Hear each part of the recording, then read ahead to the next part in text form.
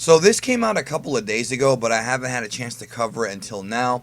We have some new information about a couple of the new characters that are going to be coming to Dragon Ball Super Broly, specifically talking about Lemo and Chelye. We have some interviews with the voice actors playing these characters that are going to give us some clues about what their story is going to be in the Broly movie. And it looks like their story, based on what we're seeing here, is a lot more interesting than I had originally thought. You know, looking at the way these movies are structured, you would think that these characters are just going to be like side characters that really don't do anything, but no, something is going to happen with these characters that impact the plot of the movie. So let's go ahead and get right into it here. I want to thank Therese over at the RDBZ board for putting this together. She's a big shot over there. And like I said, I should have covered it a couple days ago, but there was too much stuff going on. But let's get to it now. Nana Mizuki is playing Chelye, and Tomokazu Sugita is playing Lemo. Let me show y'all. I have pictures here. There she is, Chelye and Lemo. So just showing y'all that right there. And here we have interviews with these characters, Sailor Spaz and Herms both, with these actors playing these characters. Sailor Spaz and Herms have both translated these interviews. I'm going to go through this and kind of talk about what they're saying and kind of speculate with you guys. And of course, make sure you leave a comment letting me know what you think about these characters and what they're going to do. So, says here, the designs for both Chelye and Lemo are truly great. This is from the director, by the way, Tatsuya Nagamine. Chelye is a young delinquent girl. She acts on superficial feelings alone and ends up helping Broly without thinking of the consequences with disastrous results. Now, we knew that already, but now it's a little more... I mean, he's straight up telling us that she's going to help Broly. So it's one of those things where she probably has some kind of sympathy for Broly. Maybe it's one of those things where Paragus is mind controlling him and she wants to free him and she thinks it's the right thing to do. Maybe she thinks that Broly is not going to, rampage out. That could be a possible scenario. In fact, I'm going to go so far as to say a likely scenario for how she's involved in the plot here.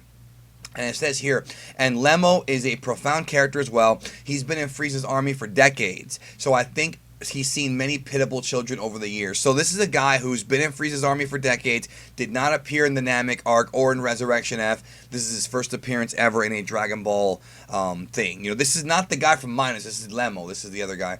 And it says here there's a gap in the way that they feel about Broly. Lemo is a good man, so he wants to do something about Broly, but he's aware of the limits of his own power. So I'm guessing he just sees Broly's power and says, hey, I can't do nothing. But nonetheless, it says he's a good man. And I like this. Let me tell y'all why I like this a lot, because the idea that there are people who work for Frieza that aren't evil is a great, great, great concept. It's kind of like with the Empire and what they talked about in the first Clerks movie. Like, yes, the Emperor and Darth Vader are bad, but are all the people who work on that Death Star bad people? What about the engineers? What about the janitors? You know what I'm saying? Like, not everybody is bad, and the problem is that with wars, these guys are just doing their job. Lemo is working for Frieza because it's a job. It doesn't mean that he enjoys, killing people.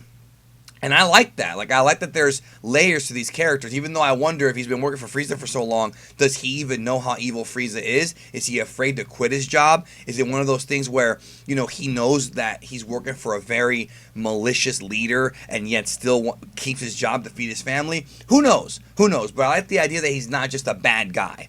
And it says here that he was a mediocre soldier, not even fit to fight on the front lines of Frieza's army, but he's influenced by meeting Broly and seeing Chelye act on will alone, and he starts to change. So maybe this guy is going to fight in the movie. I don't know. Nagamine goes on to say, I feel like the balance between these three is incredibly well done. I can't say any more since it has to do with the plot of the movie, but the story of these three is noteworthy. So these characters are absolutely going to have some kind of involvement and interaction with Broly, without question. It's not just guys that are just... It's not like Sorbet and Tagoma, just a couple guys who happen to work for Frieza. There's actually something going on here, Now, a little bit more here. Chelye, we're going to focus on her here. Member of Frieza's army. She stole a galactic patrol ship and once was discovered and she joined the army to escape her pursuers. That we already knew. We talked about that a couple weeks ago. And she had only heard of Frieza from rumors. So it says here, this is from the voice actress herself, Nana Mizuki, who also, by the way, played Hinata in Naruto, Lan Fan from Full Metal Alchemist Brotherhood. So she's got a resume. She goes on to say, Toriyama draws what you might call an incredibly expressive characters. I'm sorry, I didn't mean to put an and there. Toriyama Sensei draws what you might call incredibly expressive characters. In a series that features constant serious battles, my character Chelye handles the more laid-back slice-of-life parts. She's a bit of a hoodlum, but also very cute. So it could be like a female Pilaf type thing they're going for here. Her relationship with Lemo is such that she doesn't start off by calling him Lemo-san or anything polite like that. Rather, they talk in the style of the hoodlum world's hierarchy, calling each other sis and bro. So that's kind of cool. They're not brother and sister, but they have that slang. It's like Kale and Caulifla. Like, Kale and Caulifla are not sisters, but they call each other sis. It's just a thing, It's like, hey, what's up, bro? Like, they're not related. Then, after overcoming hardships together, their relationship develops to the point where they refer to one another without any honorifics. So it's precisely because Lemo is a grown-up that he lets Chelye's youthful statements slide. He's like an amazing father or a tender life instructor. So that kind of goes back to what I was saying about like him feeding his family. She's saying he's like an amazing father, not that he is one necessarily, but it could be something where maybe he is a family man, maybe he wants a family, and maybe Chelye is the first. Maybe they're gonna hook up. I mean, I don't think so. I really don't because of the age difference, but you never know because it is pretty much implied that he's much older than she is, much older. But then again, these are all aliens. Does it matter? You know what I'm saying? So moving on. Lemo. Lemo is an old veteran of the rear guard, and he had pause, and he has served since Frieza's father, King Cold, led the army. So he's been around since before Frieza even took over from his dad, which was a long time ago. This is like pre-Planet Vegeta's destruction, because when Frieza destroyed Planet Vegeta, he pretty much was like the face of the Empire. King Cold wasn't really a thing at that time. Obviously, the real reason is Toriyama didn't come up with King Cold at that time. But hey, it's whatever. That's meta. The actual in-universe reasons, because King Cold started. Well, we don't know if he started it. It's implied through, I don't know if you want to count episode of Bardock, but it is implied that Frieza's army's been around for decades. And maybe it's like a family thing where, like the father passes it down to the son. And maybe King Cold just thought it was time for Frieza to take over. But we know that Frieza's been in charge for a very, very, very long time. So this dude predates even the Bardock special or Dragon Ball Minus. This guy's been around even before that guy. Before any of those guys. Or at least those events. So it says here, this is from Tomokazu Sugita, the voice actor. I initially figured my character Lemo would resort to cowardly tactics and then get defeated by Broly, but I was pleasantly surprised to find he's portrayed as someone with a different viewpoint which supplements Broly's irregular power.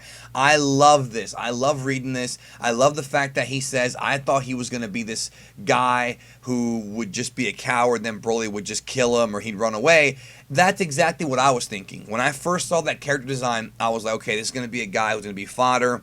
He won't do anything. Now they're saying he has somewhat of a character arc. There's a character arc for this new character. Despite being a depiction of strength, you can't show Broly only from the perspective of other strong people. Frankly, I think you also need a weak person's point of view.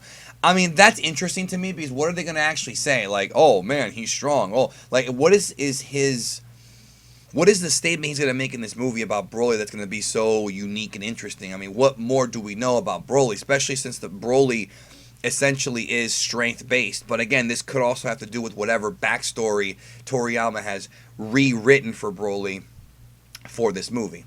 It says here, the weak Lemo kind-heartedly accepts Broly while Chelye faces Broly's power head-on. So, well, she's very, very gutsy, to say the least, and I guess Lemo has sympathy for Broly. Maybe they both do. I mean, that's what it seems to be kind of the story here. So it's like Lemo and Chelye balance each other out. For my performance as Lemo, I focused on not making him sound like a bad guy, even if he said cold-hearted or abusive things. So this is, again, what we talked about earlier. He's not a bad guy, but he's involved in an empire that does bad things, and thus it either makes you into a bad person or it makes you pretend to be a bad person to fit in. You know what I'm saying? That's what's going on here, and I really like that. I think that we haven't seen a character like that in Dragon Ball. We really haven't. He goes on to say, Lemo is a kind person underneath it all. He's a sly yet warm-hearted character, so I was highly focused on that part of the performance. I just wonder if this character is going to survive. By the way, it even says it right here. His voice acting credits: Gintoku from Gintama, young Joseph Joestar from JoJo, and Katakuri from One Piece. So these are definitely not new actors, so to speak. But one thing that Therese notes here is that she asked Herms if these are past tense, and he said yes, which means that there's a very good possibility that these voice actors have already recorded their lines. And when it comes to this movie, the Japanese voice actors may have already done all their lines, and then the animators are going to match up the lip flaps to the voices, which is what they do with American cartoons. Then, of course, the dub would have to come in and kind of try to fit it all. It's a little bit different than what they normally do over there, but it's, this movie's got a totally different kind of production from anything else we've seen in Dragon Ball. So that is pretty much it. New information on Chelye and Lemo. Do you care about these characters at all, or do you think you will? Because we don't know yet if we will. Will they become members of the main cast? What do you think about this whole thing? Let me know. Thanks for watching. I'll talk to y'all later on. Maybe even tonight. We'll see.